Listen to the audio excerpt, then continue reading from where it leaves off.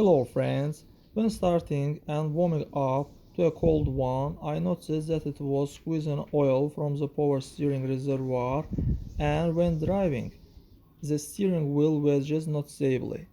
I replaced the tank with a new one because a mesh is installed in a plastic tank as a filter and you cannot get to it. After replacing the tank, the oil began to squeeze out even more. Attempts to seal the hole in the reservoir cap led to the fact that the oil began to press through the hose going to the reservoir.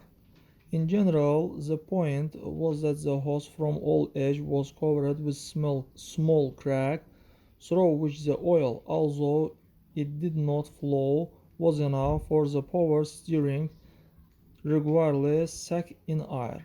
When starting the car, the air bubbles mixed with the oil and pushed it out through the hole in the reservoir cap.